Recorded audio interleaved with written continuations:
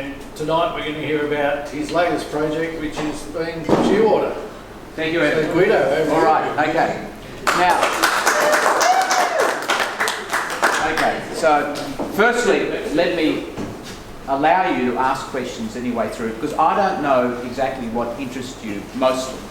So we'll just, we'll start with, what I want to do is to give you an idea of how I came about the idea of building Shearwater. And many of you, and I'm sorry I didn't actually put up a photograph of Satori.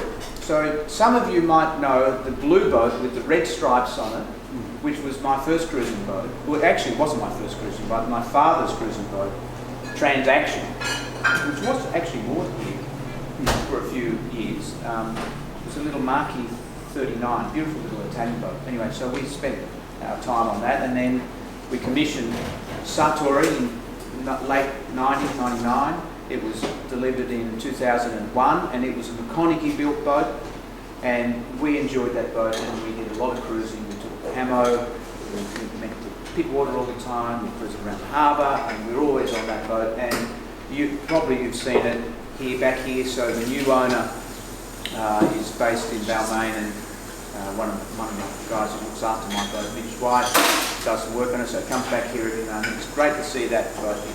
But what I learnt from that boat gave me the idea, after almost 20 years, that maybe there was another boat in my mind, in my dreams, and that was Shearwater. And so really what happened in about 2015, I started writing out a specification, and my specification was literally 2 or 3 pages long.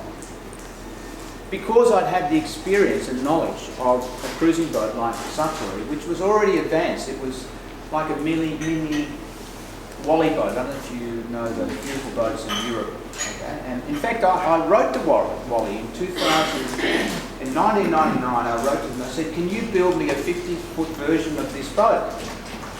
Didn't hear anything for months, and then they sent me these beautiful brochures of these 65, 70, 90, 100, 120-foot boats. And I'm thinking, oh, that's really nice.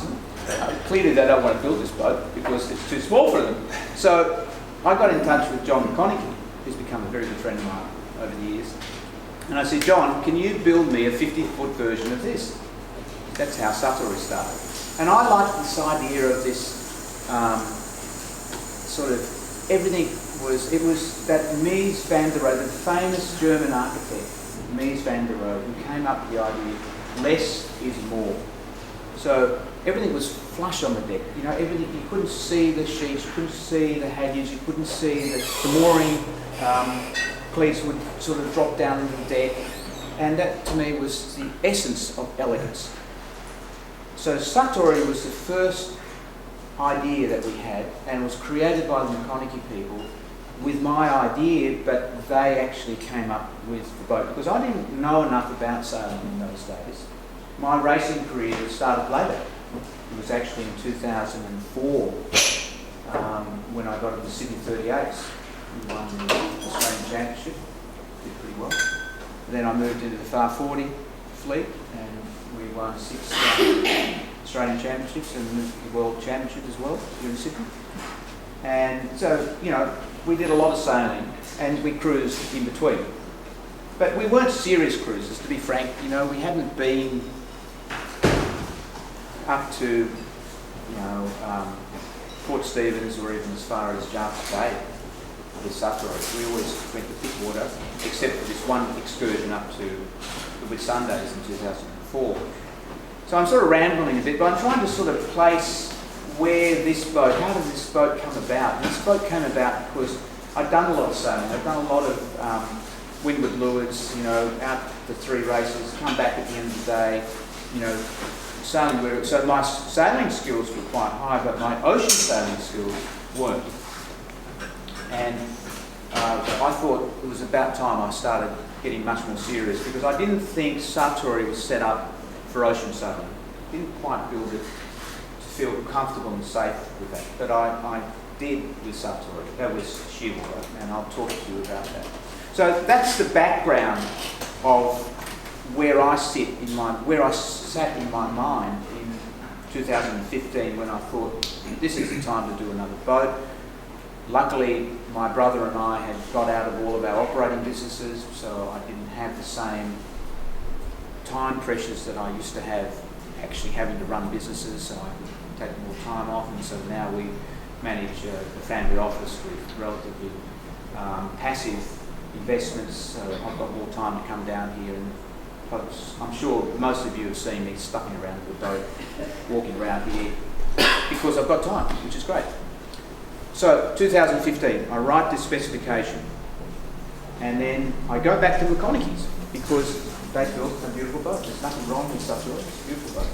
And I thought they can help me visualise this boat that I had in mind with this list of specifications. And I'd just almost completed my term at the New South Wales Art Gallery. Most of you would be aware of this, but I was a trustee there for 9 years, and I became the president in the last 2 years. And during that time, I was chairing the subcommittee to come up with the idea of what would we do with the gallery, which was constrained in its current building. How do we go about expanding it? And we needed to double it. So it was a serious piece of infrastructure, and some of you know I come from Transfield. My father founded it in the 50s. I've done a lot of massive projects in my career, so I understand big projects. So Stephen Lowy, who was the president at the time, asked me to chair this committee, Guido, and go and find the solution to expanding the gallery. And so we spent 5 years doing this at the gallery, and then we finally went out and did a competition, an architectural competition, to come up with the solution, which is now being built, Sydney Modern. So Sydney Modern came out of the time I spent at the gallery finding out what was the right solution for the gallery for its future, and it was a second building next door to it, and that's what's being built now. But what came out of that idea was we competed in the end 7 architectural firms, international architectural firms, including Australian, to come up with the best solution. And it was actually a Japanese architectural firm, Sana, that won it. And they built, and they designed it, and that's being built. And you'll see that next year. I think it'll be finished. And I thought, what a great idea. We did this competition, we had a specification, we went to all of these fantastic architects, and look what we ended up with. And I said, why can't I do that for the boat? And that's precisely what I did. So I then went to MHYC and I said, why don't we do a competition? Why don't we go to 4, 5 or 6 of the best naval architecture in the world?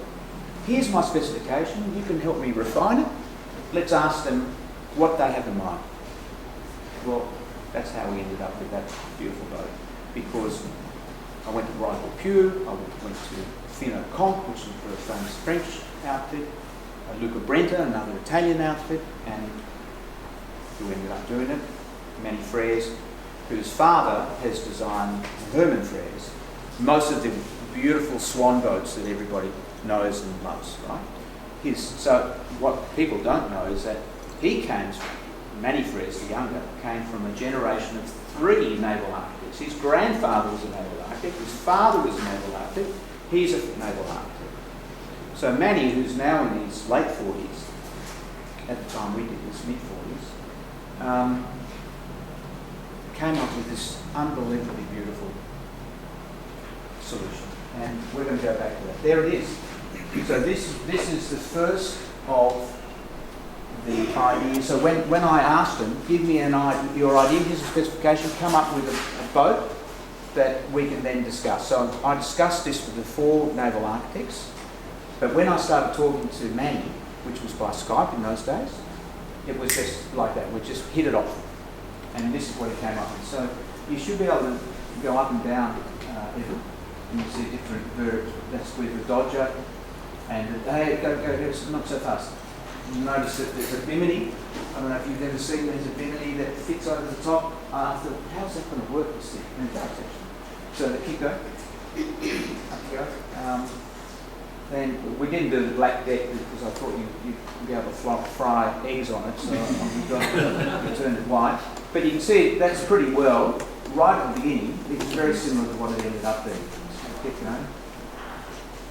And Manny was just had some really very innovative ideas, and I'll show you some of them later. So that was it. That was the scheme that he came up with. And I said, that's beautiful. I like that. It was better than anything else that came. Michael Pugh, who most of you would recognise as being one of the great naval architects, what a pathetic submission they made to me. It's got the cover on there. Oh, there's a bit. They must have pulled out of the drawer something they did 5 years before that and just submitted that. It was really so inelegant, and it was just like a race boat, really thin. I thought, wow, what's going on here?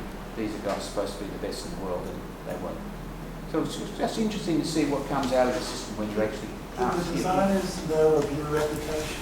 Sorry? When you approached the designers, Yeah. did they know of your reputation? Me? No, I had no idea who I was.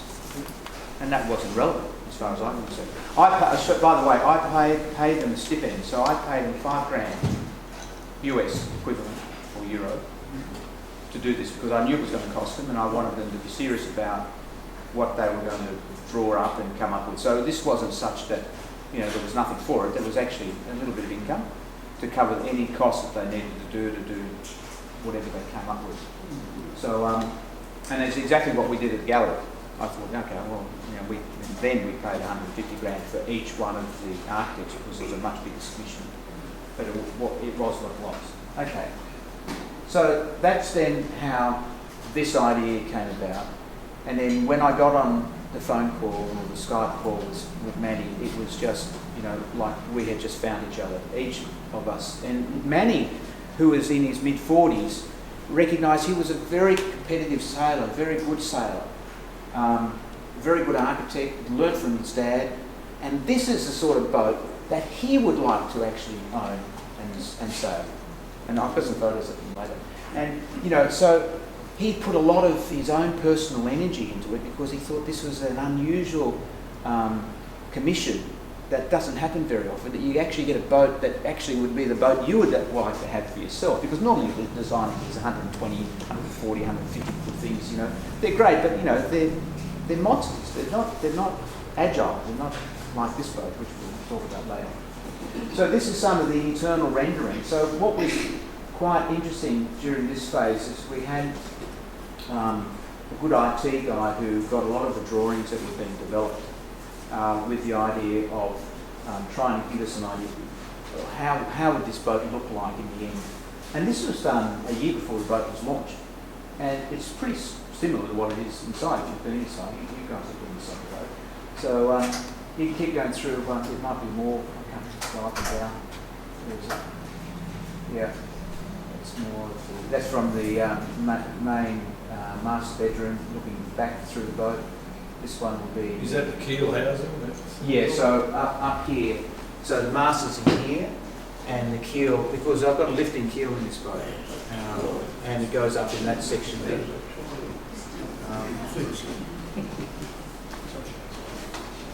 This is the galley and the lounge area and the nav station. And that's the galley. So Michelle, my wife Michelle had a lot to do with the galley, making sure that it works really well for her. And it's probably close to the end. What's the last one? Oh, this is just one of the bathrooms. A lot of us are salivating right now. Is there a box of tissues? No, there's only one thing. This ended up being a carbon toilet. Didn't want to hear that. Well, the ceramic ones were 20 plus kilos, and they were 3 kilos. So I thought there was no argument. Okay, because I was going for lightness. So that's the other white carbon fibre. We didn't pay them. It's carbon fibre. It looks great. And this is the other specification I had. It's got a boat of this. This boat is about 13.5 tons lightweight, light ship. It's about 15 now with everything in it, fuel and water and sails and everything. What I was trying to do is to come up with a performance boat that was going to be enough,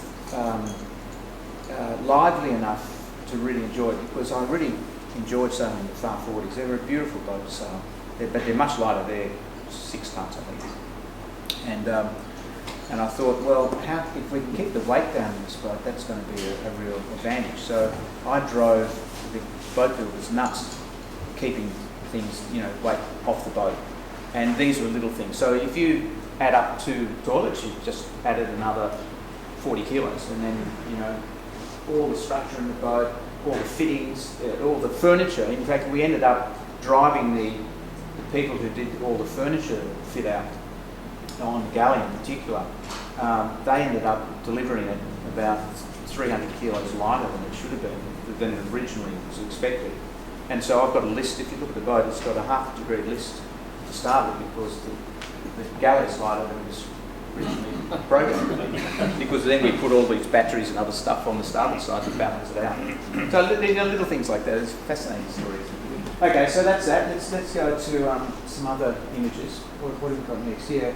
We're going to bring up, so this is interesting. So this is right at the beginning of the build, and there was a mock-up. So we had mock-ups for everything to figure out how it was actually going to work for us. And so Eric Belgiorno, who's now the general manager at Conkeys, wasn't at the time, John Morris was. We were trying to figure out how do we make. I had this idea of the table. I said to Manny, I want these bloody tables that are coming out of the floor, right? So, you get rid of them when you're sailing. When you're sailing, and you put them up when you're at the mooring. And so we came up, and then Manny developed this boat that was really wide. The boat's 5+ meters wide. It was really wide. So you got a lot of room. And then what he did is he put all of the pedestals and the wheels right on the edge of the boat. So then all of a sudden, you've got this massive entertainment area. And Manny said to me, Guido, I'm designing you a boat here. You've got the size of an 80-footer that I would traditionally design in a 7-foot. That's really quite amazing. So we had a lot of width and space to it. And so we ended up having these are the chairs that you sit on. We'll see them later. This is a table that comes up and down, and this is at the daybed height. So this table is effectively mocked up at the height you would turn it into a daybed. So Michelle and I, we've got cushions on these chairs, we've got a cushion on the daybed, and you've got a cushion there, so you can sort of lie on it, and you can actually sleep there at night if you want. And they're on both sides. You can do this on both sides, or you can turn one into a table and dine at it, or you can get rid of it, or you can get rid of the chairs, or you can bring them up. You'll see all this stuff later. Okay, next photo. What do we go to next? I think that one here. So this is I just wanted to show you some. This is up at, where did we go to Gosford? So the boat started being built in Mona Vale, where the Chronicle boats were based for almost 40 years. They had a big argument with their landlord. They moved everything, including my boat, up to Gosford. So now we're in Gosford, and you can see the boat's taking shape, and some pieces there. It's almost finished. In fact, we've got the winches on already, so they're in place. Pedestals are there. This is just, I put this one just to show you the quality of the carbon work. So the boat is like 100% carbon. There's nothing else but carbon everywhere. The deck's carbon, the structure's carbon, the hull's carbon, and this is actually where the rudder bearing, this is the lower rudder bearing, the top one there, and this is where here will be the quadrant, and the lines from the quadrant go in there, down into and up to the wheel. But So Guido, with Guido laying the carbon, do they have the framework that you showed us in the previous pic? That's the base, and then they remove that. How do they? Oh no, this? That's destroyed. That's just set up as a mock-up. Right. And then it goes back to the drawing, and the drawings are developed. And then we check the drawing, so that there's a whole bunch of naval architects who are constantly doing the loop to refine the drawing to make sure the drawing is what we have in mind, and then it gets signed off, and then the guys build to that drawing, which is it's got to be. And then they lay the carbon fibre in that. How does that work? No, because what happens here? So here's the hull. This is the hull. Yeah. The hull is made on a mould. So the mould is made to certain dimensions that have already been set up by the naval architect. It's the first thing the naval architect does so that the builders can get going. He figures out what the mould look like. So then the boat builders build the mould. So we built a female mould and laid. No, we did a male mould. That's right, you're right. We did a male mould. We made the boat on top of it, and then we detached it from the mould. And then we flipped it upside down, and then they start putting all of the structure and everything into it. So that's basically how you build a boat. So is it sandwich construction? This is a composite with two different types of filler in between. It's either Nomix, which is a honeycomb structure, or it's a high density foam. And they put high density, so this boat is built like a race boat. If you wanted to take this to Hobart or take it in the Southern Ocean, this has got that category because it's designed to take all the slapping that you would have and not damage the foam. That's where you put the foam, because Nomix is not so good with repeated impact, but very light. So you normally put Nomix in areas where you don't get a lot of impact, and you put the foam in places like at the bow where you might be slamming, and this boat's got that in it. So we basically didn't have any restrictions other than strength, lightness, quality. So the Nomax is lighter than the foam? Yeah. High density foam? Yeah. But people don't do boats all in Nomix anymore because they did laminate. And there's been many examples. So they've learned to say, okay, we've got to put foam. So you put a bit more weight back into it, but you've got a much stronger boat. Yeah. Sorry, Evan. Next. Don't do your emails now. I know you're bored of reading. This is, so we're now in Sydney City. What's it called, that place? White Bay? Yeah, White Bay. So we've delivered the boat there, and we're about to put the keel into it, and rudders and all that stuff. So this is another construction.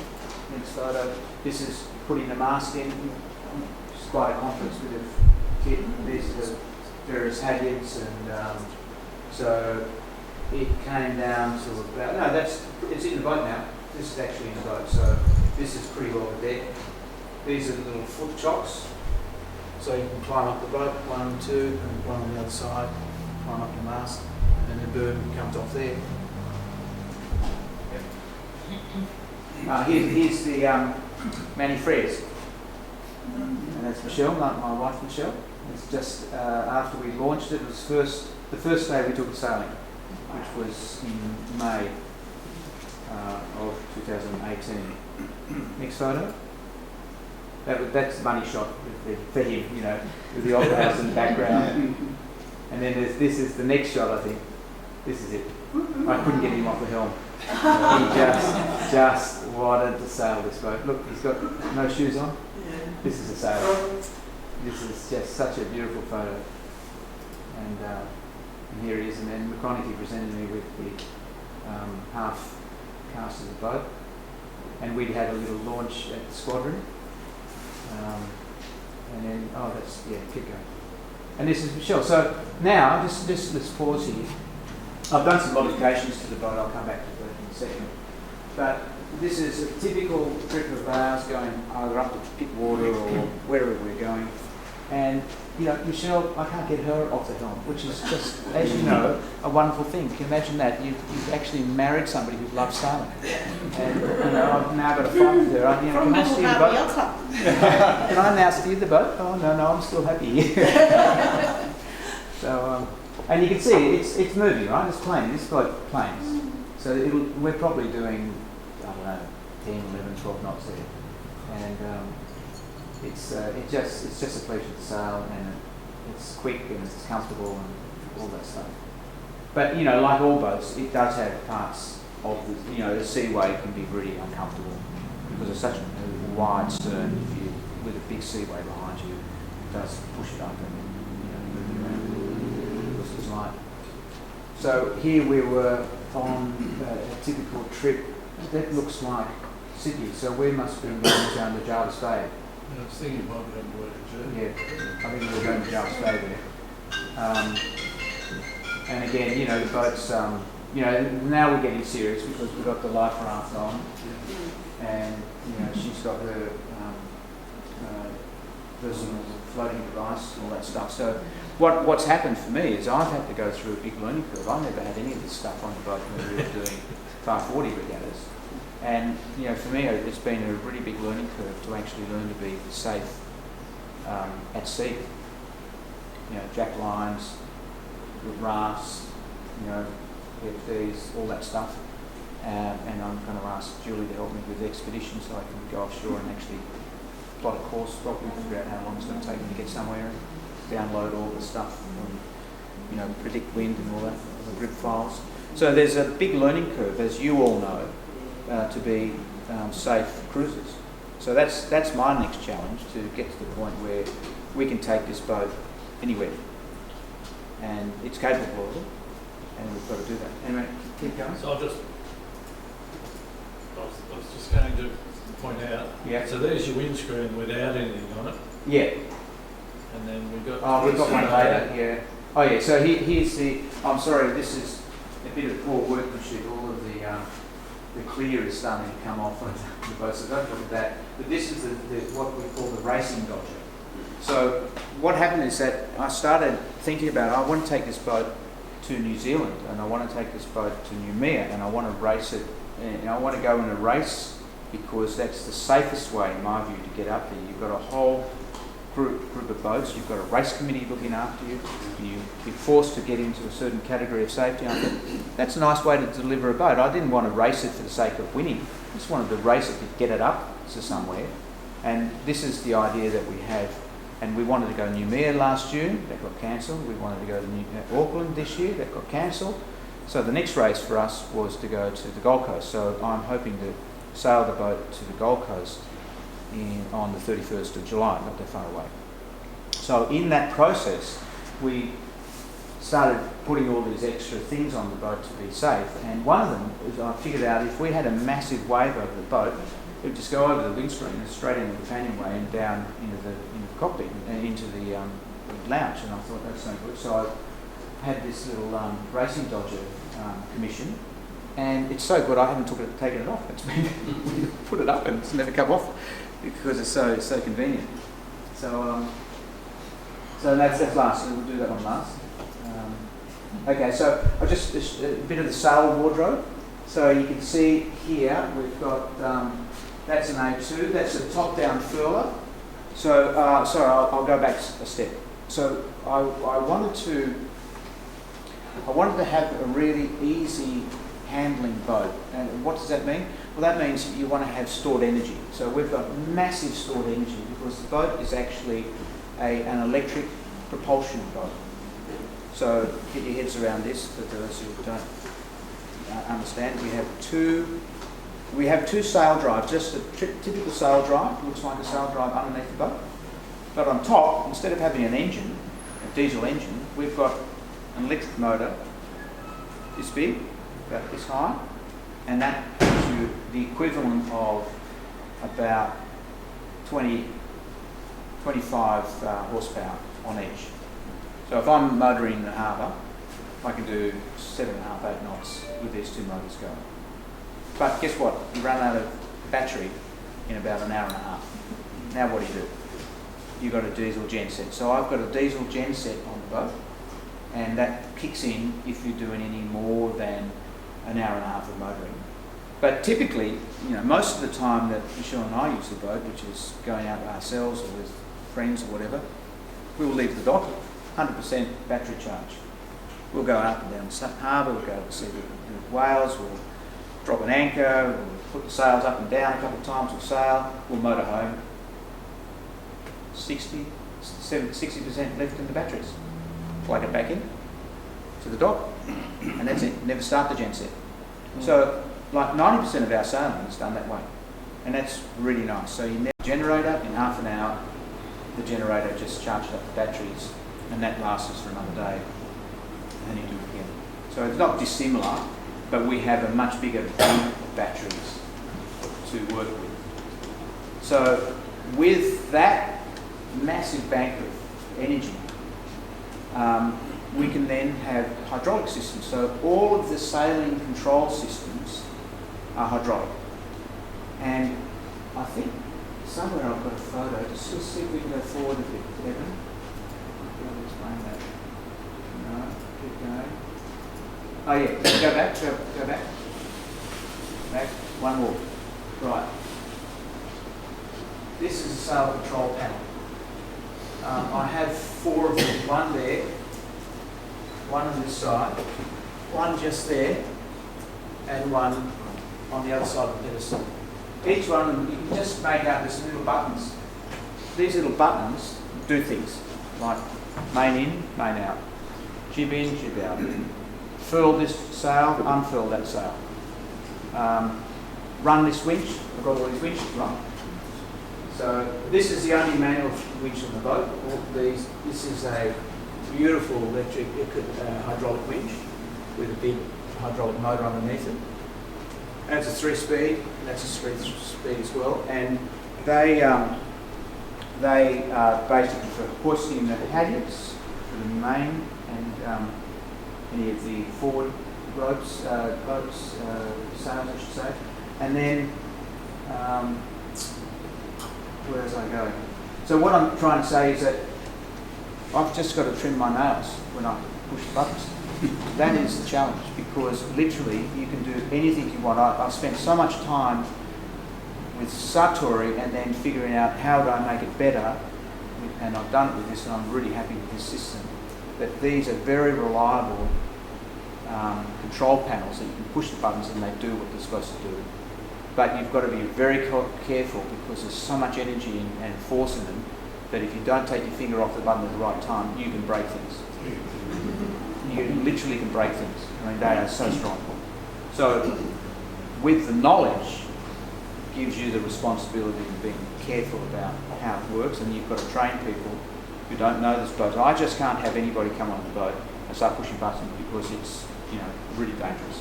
So literally I sail the boat. I can have 5 people on the boat. They're all just sitting on the rail or enjoying the sailing, and I'm doing the sailing, because I can actually control the boat completely from these sail control panels on my own. And that's what I have in mind. But I'm curious, if you go offshore and you get the calm and you think that there's going to be some wind and then there's no wind for a while and you're going a fair distance, so are there solar panels to beef up your batteries? Or because obviously you can't plug in anywhere. No, you're right. But the problem with solar is you actually need a lot of solar to be effective, particularly on a boat that's quite electric, hungry like this one. So one of the things I realised with this boat, I made a big mistake of not putting enough solar. I put some. I have 540 or 560 watts, which might sound a lot, but it's not. And I'm now exploring an option to actually triple it to 1500 watts. And that means I'll have to put solar panels above the shell's head on those dodgers, and then I'm going to fill in all of the blank on the cabin top that it hasn't got solar panels on it. It's quite a big job, but I'm going to do it because I know that when you're sitting at a mooring somewhere and you've got that much, I'll have in the end 1500, so 1.5 kilowatts, you'll almost be able to cover all of your fridge, your lights, communication, your instruments. You'll cover all of that on reasonably sunny days. You won't need to turn the gen set on at all. And that would be, for me, a great goal. But if you start motoring anywhere, solar panels will never get you what you need. You just, I'll give you an idea. So we would consume maybe 20 amps. Just go with the number, 20 amps to run the boat during the day, average. Put on the propulsion, you'd want to do 7.5 knots. You're at about 350 amps. So, it's less than a tenth. In fact, it's a 5%. Yep. I get your idea about the buttons and not letting anyone touch the buttons, because on Exile, as you know, Rob put a hydraulic backstay on with a press button, and he had a new carbon rig. Pressed the button, broke the rig within a week. Hadn't even got sailing, I don't think. And then Gunter's now just got the hydraulics, and I'm on the strings, and I know someone's going to break the pole sometime because the kicker keeps getting caught and I keep using the buttons to go backwards. But on about time, going to Hobart, the last Hobart, our little plastic thing got through the water intake. This is when we're halfway across Bass Strait, and the engine blew up. I actually had my life jacket on running upstairs because it just caused this huge acrid smoke. We couldn't actually go downstairs for like 2 hours. And then they had to do everything manually. So how would you do everything manually? Good question, Julie. Yeah, because I couldn't even use a computer. Right. I had to use my little hand-hairy. So I'm very conscious of that, and I'm an engineer by training, so I'm thinking, what happens if everything breaks down? I've got no hydraulics. Can I sail this boat? Can I get out of this mess? The answer is yes, because we spent a lot of time in the design phase of the boat saying this scenario can happen. How do we get rid of the jib? How do we get rid of the main? How do we, if we've lost the main sheet, you can't get it going anymore, what do you do? So I've developed a whole series of secondary systems. We can, if you're really keen, you can actually hoist the main by yourself on a winch, just turning the winch. You're going to be there for a while doing it, but you can get it up. But if you want to get rid of it, we can also pull it down. So I've got in-boom furling. I didn't talk about this before. So it's in-boom furling, and you've got a big mandrel, so the mandrel being the thing that rolls onto it. And in order to get it onto it, normally there's a hydraulic motor right at the end of the boom, and it turns the mandrel and it just wraps it up. Now that breaks down, what do? There's a little handle with a spigot on the end of the front end of the mandrel, and you just, with a ratchet, you bring it forward, and you can do it, and you can bring it down slowly, but you can get rid of the main. Right? So that's one way to get rid of it. The jib has also got so it's got a furling system on the jib, and it's a furler's breakdown, all the hydraulic systems. You can put a winch handle in the deck and you turn it. It takes a while, but you can actually get rid of the jib. Now you've got a bigger problem. If you've got one of these big A3s, you've seen that, some of you would have seen the boat with this massive bloody sail out the front. You've got that out, you want to get rid of it. You haven't got much choice. You probably drop it on the deck, or you just cut it off and just let it go. You know, that would be the only thing I can think of with that sail. But with just the main and the jib, you can get rid of those two sails pretty easily, and that was an important part of the thing. And then we can put a manual main sheet in the system, so you can cut off the one that's connected to the hydraulic system. You have to remouse and find a way to get it back through the system, leaving that aside. We've got a manual main sheet that we can connect up, and those two winches here, you can put even though that the big one is hydraulic driven, you can actually put a winch handle into it and override the hydraulics and turn it into a manual one, 3-speed again, and you can do that with the back one. So yes, so that's a really good question, Julian, and I was really worried about that. So we have some redundancies. On about time, a lot of the winches were smaller because it's electrics, and so you don't need the great big winches. But the guys had a lot of problems winching the spinnaker up and the various sails up and down because the winches were so much smaller when they didn't have electrics. No, but these winches are really beautiful because they're 3-speed. So you know, if you haven't got a massive load on something, you can get things up really quickly. Yeah. So you don't have to go spinning like crazy. You can actually put some force into it, and the thing goes up, and then you run out of, and then you go into 2nd speed, and then you go into 3rd speed. Right? So that's the good thing about those winches, and they're really beautiful. And I put on, this is another safety thing. I put on this rear winch. You can see the jammers there. See those 3 little knobbly things here. they're the jammers for the halyards, and the main halyard and the the J4 halyard, and on the other side the asymmetrical A3 and the A2. Those halyards and sheets, I had in the top of the mast two jammers, just exactly the same jammers. They're doesn't matter. I've got the same jammers in the mast, and they were not really working well, and it was hard. So you have the halyard going up through the sheave, straight into a jammer, this level, much below the actual sheave. And we had a system with small ropes going down that would open and close these jammers. But you had to pull it, you had to tension it up, pull it through first, to then undo it, and vice versa. When you're locking it, you have to pull it. It was really complicated, so we decided it's not going to work. And in fact, they gave way one day, I had the A3 in the water, like, you know, 3/4 of it was in the water, and I'm thinking, this is a disaster. And luckily, I pulled it up and got rid of it and didn't do any damage. But I didn't want to trust those jammers anymore, so I said, forget about the jammers. We're going to leave the halyards on the winches. So I put these two winches on these ones here as the safety. So whenever I've got a halyard on a working sail, I put them on those winches and I lock it away. So I don't rely on the jammers anymore. And that's a much better safety procedure for me. What halyards do you run? What type of halyards do you run? Dynamo. They're Dynamo. They're the best you can get. Dynamo with the right cover and all that stuff. But notwithstanding, jammers are just, you know, they are not to be trusted when they're really loaded up. And this boat loads up. You know. So was the idea of those jammers to reduce the loads on the mast? To reduce the compression on the mast originally? Yeah, originally, no, it wasn't so much that. It was about keeping the deck gear to the minimum.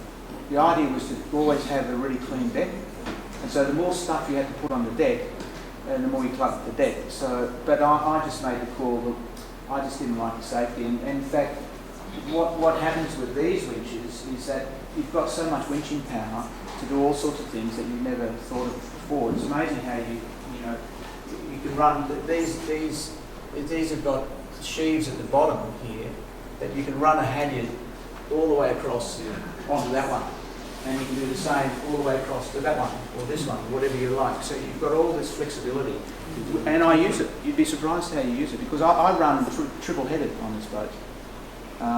So I'll have the A3 out. I can have the J1 and my J4 out all at the same time. Now you've got a lot of sheets you've got to deal with. You know, where you're actually locating them. So you've got to think about all that stuff. Okay, sorry. I was just thinking this is probably a good one. Just here are the seats that are folded out. Yeah, tables exactly. Up. Thank you. So you can see how that table there drops down into this little recess. Right. And then that seat there rotates down and closes. And Michelle's sitting on this other little seat that rotates and closes. So you've got to have the tables down before you can bring the seats up, because they clash with those hydraulic cylinders there. But you know, this is entertainment mode at the moment. And a little casserole, which I bought from Europe. Thanks very much. Folds up in two. And so we're at the Anchorage here. This is up at Port Stephens. We've got a nice little mooring there. We really enjoyed it. I've got my sat phone in here. I've got a little rib that lives in here, so that door folds open, and in the back is the rib. Is that where the jet ski is too? Too much weight. And so just little things like here's the top of the quadrants, the bearings for the rudders. That's the top, and then so you have to. This is what's amazing. I had to go backwards and figure out how am I going to actually have safety alternative steering for Cat 2. So you go to the sea, you've got to have another steering system. Now you've got to get to your rudders. Now, how do you get to your rudder? So they were closed in. These little things here they were all closed in. And what happened the last time we took the boat out of the water last year is that we took the rudders out, and the central stop of the rudder was capped off at the top. So the boat builders had to open it back up again. They were hollow, but they were closed so they wouldn't fill up with water. So we had to take the cap off, and then we put an insert into it, and then we designed a whole tiller which actually goes backwards, not forwards, because it runs into the wheel. So you can steer the boat with this thing, and then you've got to be able to get that off. You can't be screwed in, you've got to be able to get it off quickly, otherwise you won't get past cap 1 or cap 2. So you put a winch handle in, and you turn it off, and that top comes off, and then you've got the rudder stock, and you put the thing in. That was a very expensive solution. Yeah, where are the winch handle pockets?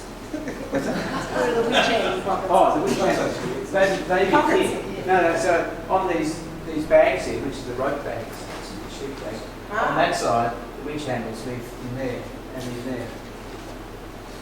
Guido, have you tried that emergency steering? Yeah. Oh no, I've set it up. Yes, it's been completely set up. I've not tried it at sea, but I've tried it at the dock, and I've seen the geometry. And the geometry of it means that it's pretty well loaded. So what you would normally do with it is you would put a rope from the handle to a winch, and you use the winch. And it's stable enough in the rudder stock to do that. Yeah. So you don't put it out. Yeah.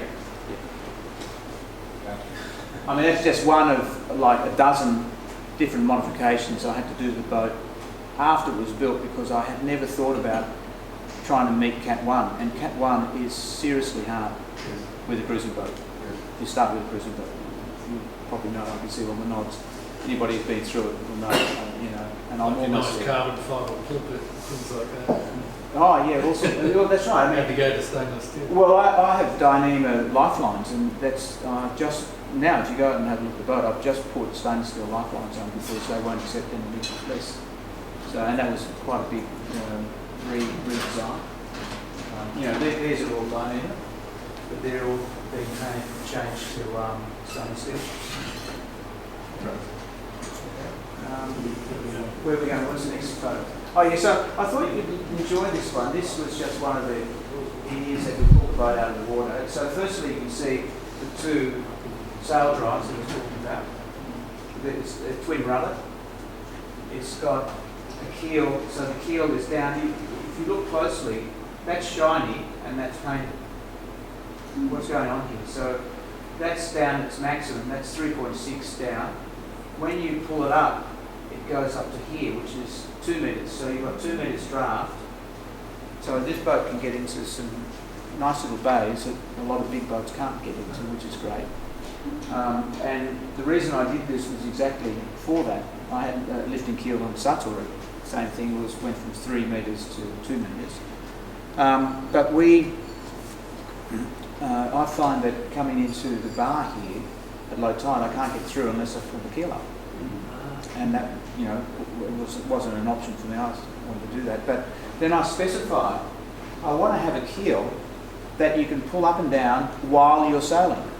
Now, if anybody of you are in the audience who understands and appreciates, that is a very big demand from an engineering point of view, because most keels are either up or down, and there's nothing in between. And you put them up and down when the boat's straight, not when it's leaning. So these have got bearings on it, and the reason this is polished stainless steel is that the bearings just take off all the paint. So you have the top part of it, which is actually, if you're sailing and leaning on it, you've got the bearing that's helping get the keel out, and it will take the paint off it, but it's now polished, highly polished, and it doesn't do that. So that's why it's that. And then when you pull it up, I always, as practice, when I'm back at the dock, it's always up, so the shiny bit's out of the water. It's only in the water when you're sailing, so you don't have to worry about growth. Okay, what else can we get out of this photo? What's the weight? Yeah, the weight is, so she was launched at about 13 and a half tonnes. but now she's fully, with all the sails, all the stuff we put on it, cutlery, crockery, all my tools, the water, fuel. She's about 15 and a half. Excuse me, what flames in the torpedo on the... That's a good question. So I think, just give me, I'll ask you, how much do you think the bulb would weigh for a boat of this size and capacity? 13.5 tonne, I guess that'd probably be about 3 or 4. It's right on it. It's 3.2. It's very light though, because Satori had 4.5 tonnes and she was only 50. But how long was Satori's kit? 3. Yeah, but this is 3.6, is that right? Yeah, and it's 5 metres wide. Yeah. It's a form stability that gives you the extra. So it's so wide, so when you're up on your ear, this thing is a long way out. It's got much more leverage than a thinner boat. Guido, the propellers folding or do they retract? Well, actually, this is the previous model of the Ocean. So Ocean Volt are the Finnish manufacturers of this electric propulsion. They're gory 3-blade on that one, but I've now upgraded to a better model which has, it's called a servo prop. So there's a tiny little motor in this part of the sail drive right at the end here, and the motor turns 3 blades, so it feathers it or it sets it to whatever the angle is that you need for propulsion, and I can push a button and go into regeneration mode. So if I'm sailing this boat for a long period, it's really very efficient, and you can get, we were talking about amps before, I can get like 60 to 100 amps while sailing at 12 to 14 knots. That's like a lot of energy. Is that comes much in. drag? No, that's a good question. So what happens is that if you appreciate sailing a boat, you know that the boat quite quickly goes through to about 5, 6, 7 knots. Now you get to 8, 9, 10, 11 knots. It's really hard to keep the boat going at that speed. You need a lot of breeze, you need a lot of power in your rig to push the boat. The friction of the boat through the water is very high. So this boat at 12 knots, it's just planing, and it's got a very big rig, and this rig is big enough to keep pushing it through to 16, 18, 20. The boat's done 28 knots, just to give you an idea.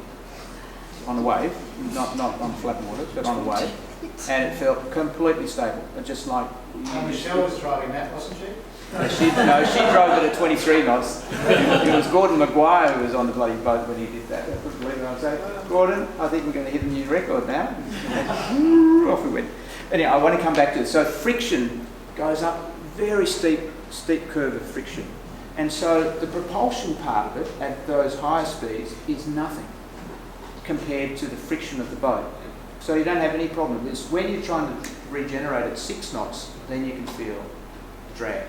And I never bother at 6 knots. I always wait until I'm at 10 or 12. And we had also a problem that you can't see it because the geometry is wrong, but this is inboard of that. So that rudder, let's just say, here's the rudder, here's where the propulsion system is. But it's like back, so here's a propulsion system, so that's where the propeller is, and the rudder's back here. It's that far away. Now what happens is that there's a whole cone of influence of disturbed water coming off the rudder. And when I was sailing the boat with the A3, the big sail, out in the oceans, we were looking for whales. And, I was pushing it a bit, but not that hard. And I broached the boat twice. Went on its ear, but it's fine. It goes on the ear, flaps it away, you stand it back up again, off you go. Most people, know that happens. It's not a big problem. I think, hang on, it's happened twice to me. I'm not that bad at sail. What's happening? And I started thinking about it. I thought, I'm regenerating. And so this cone of influence has actually hit the rudder. And the rudder has hit turbulence and it's let go. So I told them I want less regeneration. So they've turned, you can't adjust it yourself. This is one of the things I'm really cranky with these guys. Why can't you have it? I think you can dial it in, or you put in a number and say, I want this pitch and not that pitch. They're slowly getting there. But these are important things for a sailor in a boat of this quality. You need to have that facility, and they're getting there. So they're getting feedback from there. Early on, when you decided to have twin rudders, did you at that point decide to have twin motors so that each motor would focus on each rudder? Was that a concept that... No. Sorry, I didn't explain it properly. These are not, what's it called when you drive the propeller? Prop wash. There's no intended prop wash from these propellers to help turn the boat. So if you've got a traditional boat with a single rudder and you've got the propeller in front of the rudder, you put you power on, all of a sudden the boat you can do what you like, right? You can't do this. You've got to actually get to a terminal speed of at least 3 or 4 knots before the boat actually will turn. But what I was getting at is, if you have a prop in the middle of the boat, then you have 2 rudders. The prop wash goes between the rudders and the steerage is not so good under power. But you've chosen to have 2 props. I don't know whether they line up with each rudder. No, they don't. No. There's the extension. I think I've answered your question, but I'll go a bit further because it's quite an important issue. So the 2 things happen. Nobody made, when I commissioned this boat in 2016, nobody was making a single electric propulsion unit that was big enough for this boat. Nobody did it. So we then thought, is there a solution for having 2? And I thought, redundancy, not a bad idea. Second thing I thought of, this boat's really wide. If you want to generate and you're up on your ear, that propeller's out of water, literally. So it's not doing anything.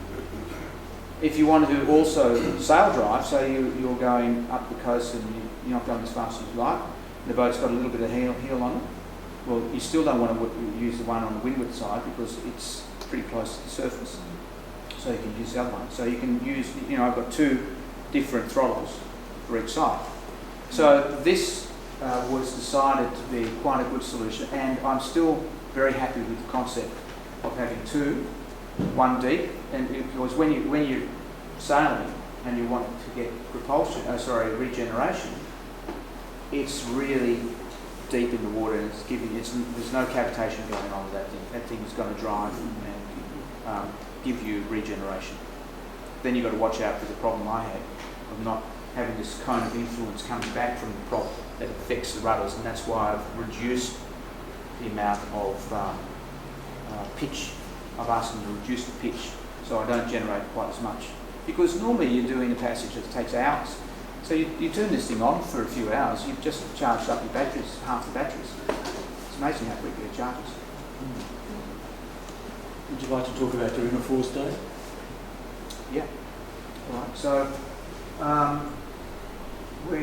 let's see if we can get a shot of the sail of the actual sail geometry.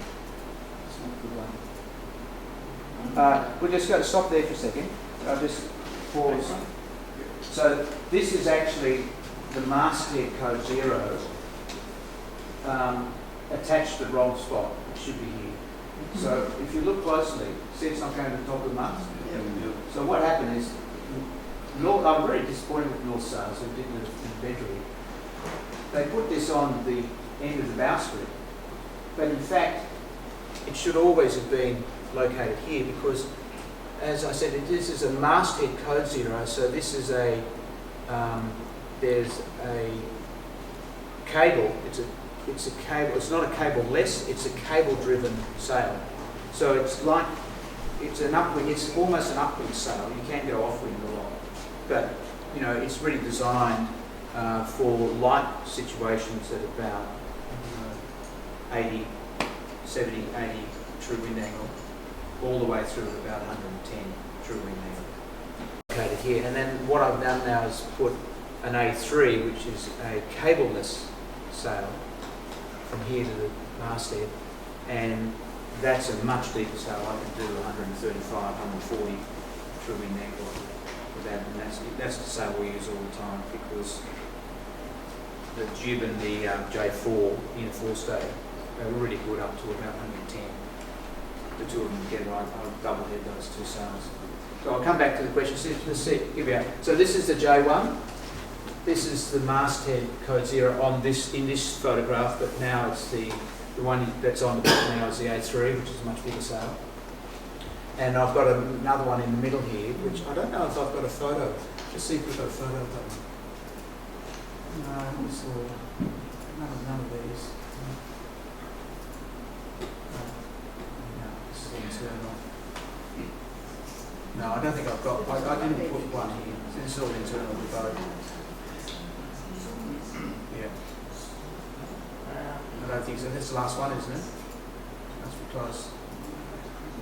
No. All right. So let's go back, Evan, to some of the other. Let me have a look. Can we just pull up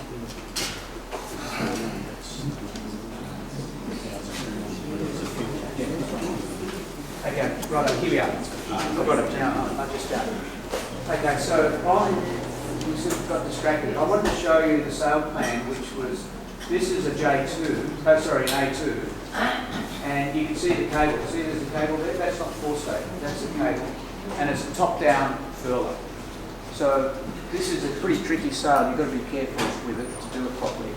But when you start furling it, so there's a hydraulic furler at the end of the bowsprit. So most boats have these, you know, you've seen them. There's big things like this, and they've got a rope with them, and they go back to a winch. Yep. Right? I don't have any of those on this boat. I've got a spare one for if everything breaks down, I can still use a manual one.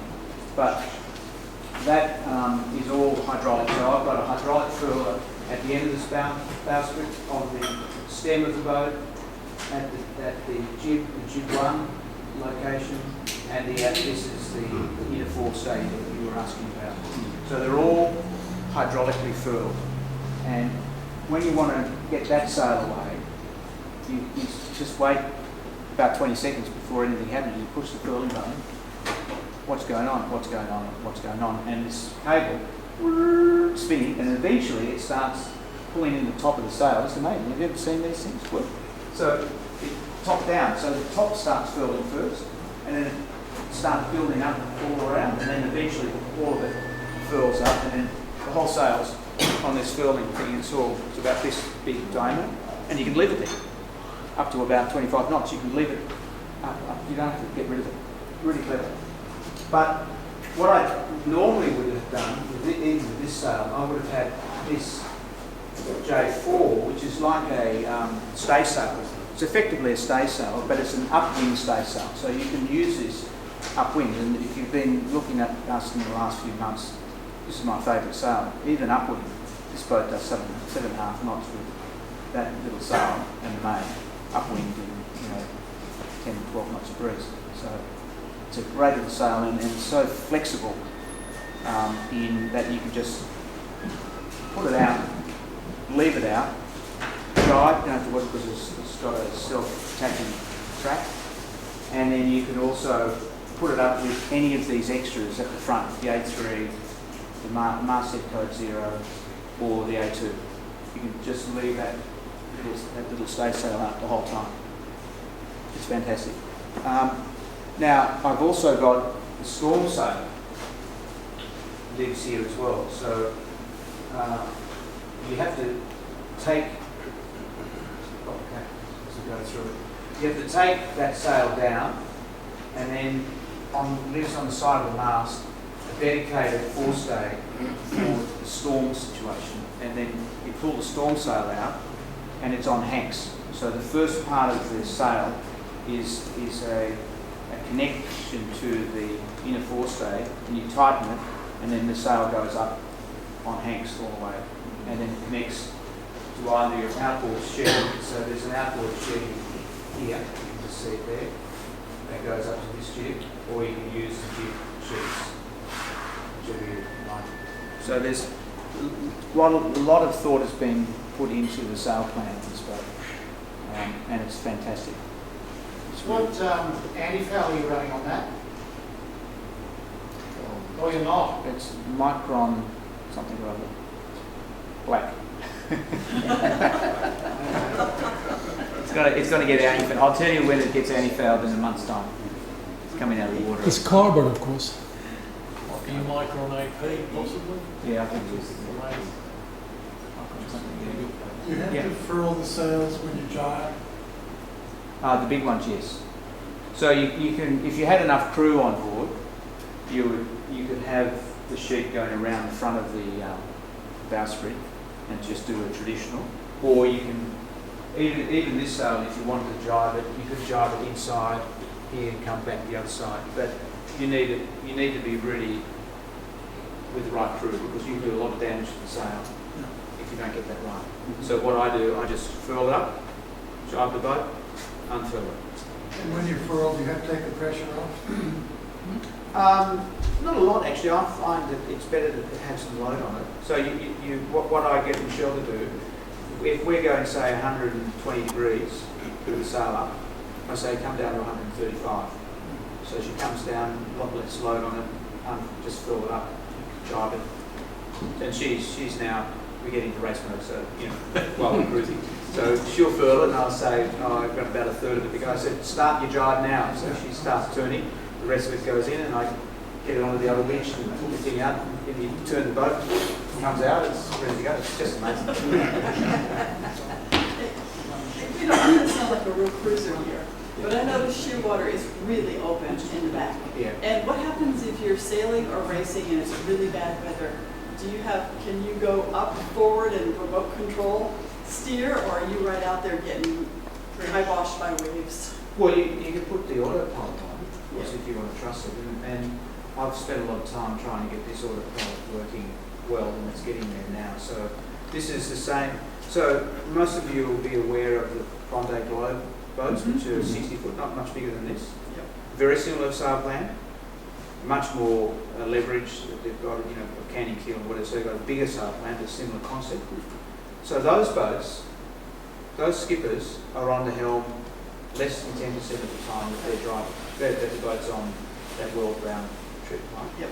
So I've got exactly the same autopilot, and most of us have actually. If you've got a B&G 5000, it's exactly the same. And I've had to tune it and put the numbers in that represent this boat's characteristics because it's quite complicated, and it's actually very similar to the Bondi Globe boats. So I've put the same numbers in the Bondi Globe, and all of a sudden the autopilot started working. It's great. So off the breeze, on the breeze. So what was that the question? I'm not sure if we answered the question. Yeah, I was just wanting to know because it was so open. Yeah, so you can. So you can drive the boat from the side, because you can go inside and the B&G systems are very sophisticated. You can drive it from inside. You can look at where you're going. They give you runways and pathways. You can see where you're going. Yep. And then if you want, you can have your radar overlay on your chart plotter, and Yeah. you can do everything from downstairs if you're at sea. You don't have to be actually on the helm. Okay. Where were the lifelines then to go across? Because I was listening to your question, because if you're steering, like if you tack, you've got to go one side to the other, there's these huge waves. It's like... Lifeline down the middle? Well, no, I've got, we have to go back to the deck, but I've got pad eyes and places where I can actually put my landing equipment, what they call landings? Tether. So it wasn't actually, there's one there, but I've actually set up ones that run back up. You can't see it now, but I've got where the life raft lives. I've connected jack lines from just outside the companionway all the way here on both sides, so you can, and they're long enough to move from there to there. So I've thought all that through, and all the auditors passed it. Guido, if you're cruising, and I know that there's all this electric power being used, how much fuel do you carry for backup? I've got a big tank, 420 litres at the front of the boat. Right. And I think I could easily do most passages without using virtually any fuel, because the boat regenerates so much if you're doing long passages. And secondly, I only like to take the boat somewhere when I'm sailing, so I don't like to motor it anywhere. So if I have to motor, I'll put the anchor down and just stay there until the wind comes back in again. Sensible. Yeah. Yeah. What sort of system have you got for the main going up the mast? Like with the furler, you obviously can't... Sorry, the sheet or the halyard? You're talking about the halyard, the main halyard, or the main itself? No, the actual sail. Yeah. How does the sail attach to the mast? Oh, right, okay, so I don't think I've got a detail of that, but you can see the white strip going up there? Yeah. Yes. So that's on a bolt rope. You know what a bolt rope is? So there are two systems on this boat. Because it's a square top main, have you noticed it's a square top main? Yeah. You've got a little wedge, have you, with a track in the wedge to take the bolt? Yeah, so there's two different types of tracks. I'll show you in a second. What have you done? That's your stuff. Come on. See if I can explain it. So you've got a square top main. Oh, it's bigger than this, but it's square, and it's got a this batten is called. There's a special word for this batten, the one that holds it. The angular batten. And where it hits the mast, it's on a car. Right. So that car. So I've got two types of tracks on my boat. I've got a track that allows cars to go up and down it, and in the middle of the track, it's got a bolt rope track. So I've got both. Right. And you have to have both because you have to support this batten at this angle on a car, because you can't do It's it like a leech line sort of setup. No, it's not like that. No. I call it a wedge. Yeah. It's attached to the mast. Yeah.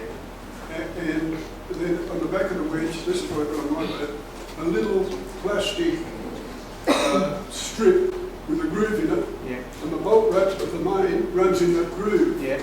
But I can't get the plastic. It's not made anymore. So that's why I asked the question. Yeah. I mean, But Hark can make these things. So you can go and actually buy tracks that have got both scenarios. A bolt rope in the middle. So it's basically got a cut in the middle of the track, right? And a little opening on the inside of it. And on the outside you've got the traditional things that catch a car. So I've got a car track all the way from the bottom to the top, and I've got a bolt rope all the way from the bottom to the top. So all within the same. That's the bolt rope with the bolt rope. Well, and the car goes on that as well.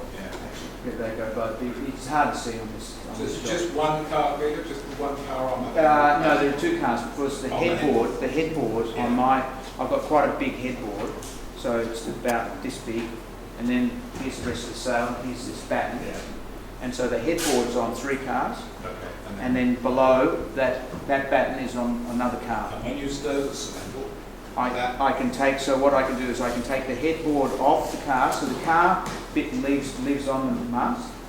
There's a special fitting that allows, it's a really clever fitting, so the halyards at the 2-to-1 halyard goes in and around, this thing goes up again, and this thing can bend down, and the headboard comes up into it, and it pulls it up, and then it catches it and holds it in place, and it goes all the way up, and when you drop it, you drop the halyard line enough so you can pull it out, you pull the whole headboard out, the car out, and you stack it in the top of the boom, so you don't even know it's a square top. I've actually seen it there on the marina with a bottom little triangle still there. Yeah, but sometimes I leave it because it takes a few minutes to set it up, so sometimes I think, I'll leave it up, we're going to go sailing tomorrow.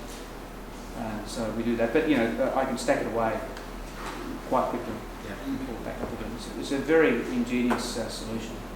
And part of that is I said to the guys, somebody said, why don't we have a square top main? I said, what about a backstay?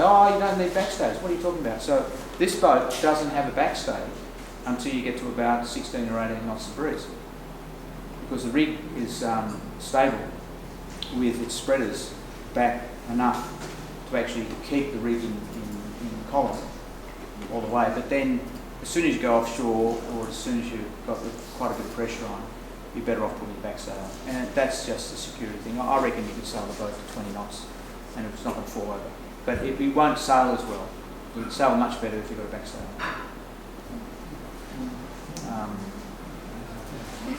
So you had a film to finish up on? Oh yeah, so we'll just let this one, run this one. Has it got sound? This thing?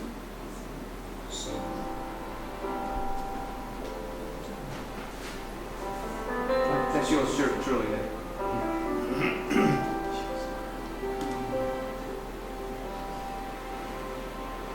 That's Michelle. That's me. And that's the self-taking jib. That's the self-taking.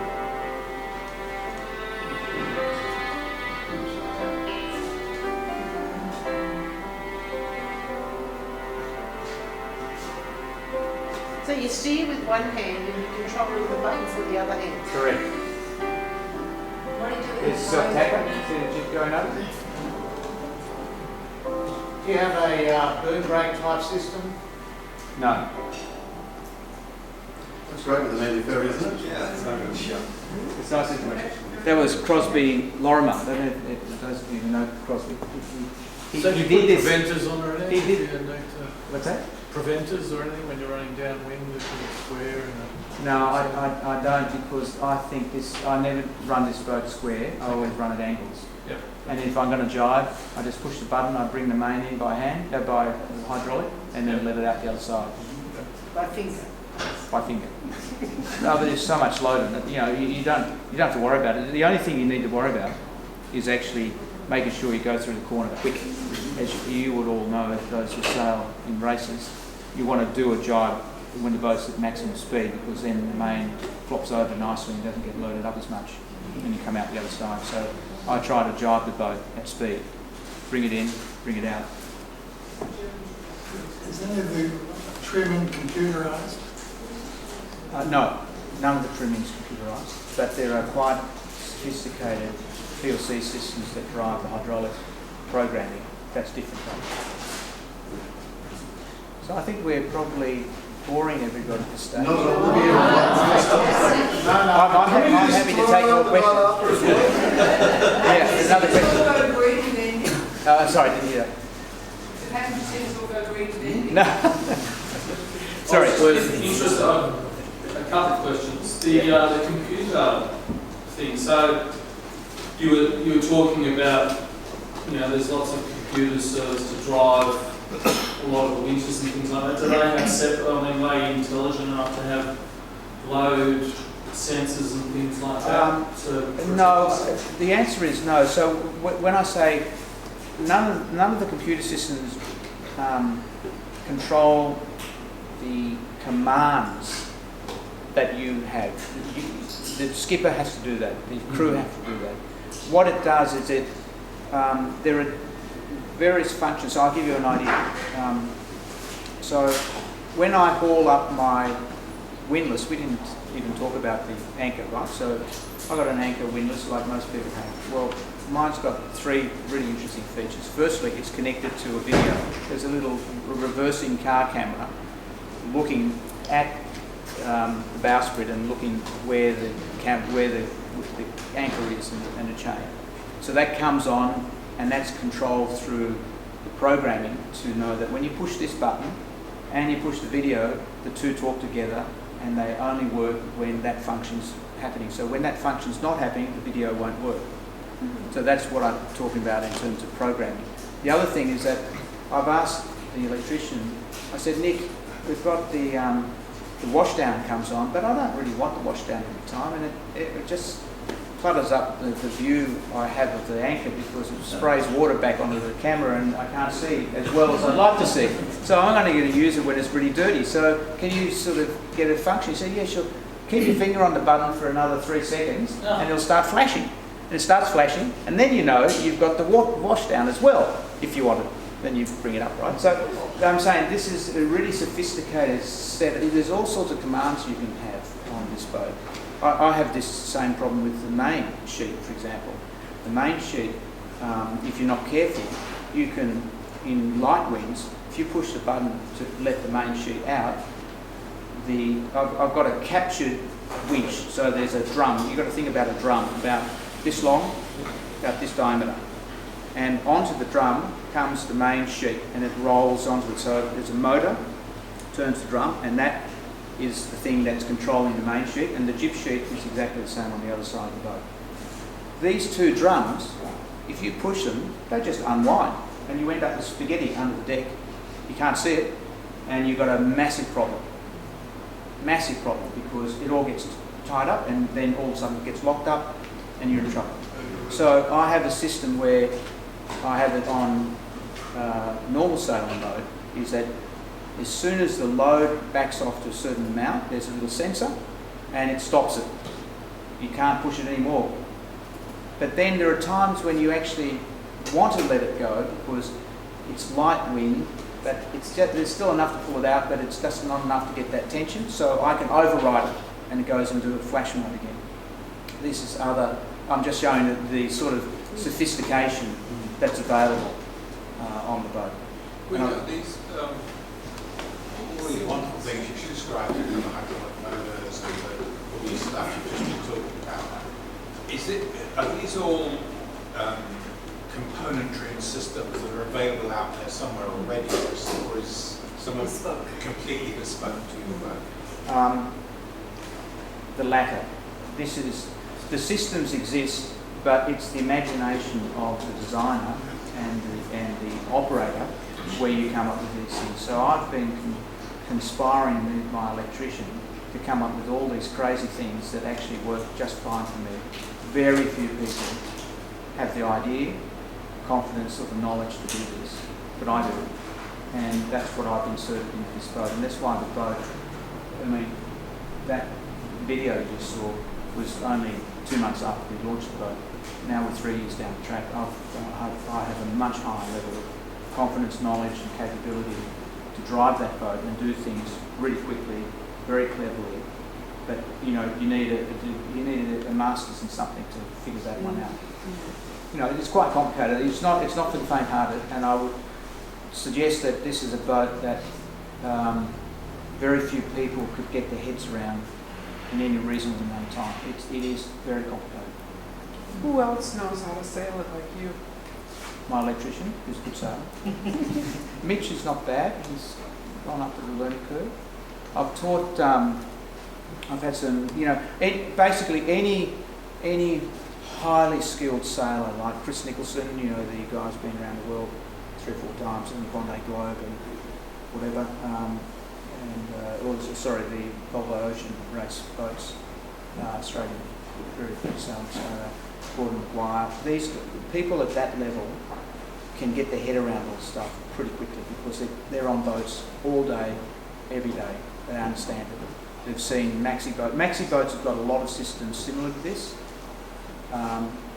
but it hasn't come down to this size boat until this is quite unique. Very few boats have got this sophistication. Have you written the instruction manual? I haven't. But it takes me a long time. You need this degree to figure it out. It's very thick. Yeah, sorry, another question. Did you, you were talking about the drag of the hull. Did you ever enter, there's Figaros and things like that are introducing foils into... Did I think about that? Did you ever entertain that? I thought about it. And gave it up pretty quickly because when the boat was designed in 2016, they were just starting to become, debated like there's an English design boat with just a single dagger board that moves from one side to the other. Spirit boats or something, I forget what they're called, not Spirit, something else. And I thought about doing that, but really the problem with them is that you added a lot of extra complexity. I thought I had a complicated enough boat. I didn't need to add that because that was only a performance gain in certain wind strengths in certain conditions. And I thought, well, it's just not worth it. It's like I didn't put a canning keel in the boat. It's just another. Lifting keel was enough. Canning was just, one step too far. and you'd have a massive structure in the boat. You'd lose a lot of the part of the boat you want to access because it's quite structurally high, so you have to step over things in the boat, and so forget it. So the answer is no. I thought about it, but I thought this boat was quick enough as it is. Were the naval architects, did they have a great racing pedigree, or? Yeah. Manny Frey was a competitive and good racer. He's Argentinian by birth. Lives and works out of Milano in Italy now. Very, very competitive sailer. I've sailed against his cousins actually in the Rolex New York Yacht Club Invitational race. The last two times I did it, 2017 and 2019, we sailed against an Argentinian team, and his cousin was there. Christian, Frey's, same surname. All right, I think with that we need to wrap up. Guido, just want Thank to say you. on behalf of the cruising.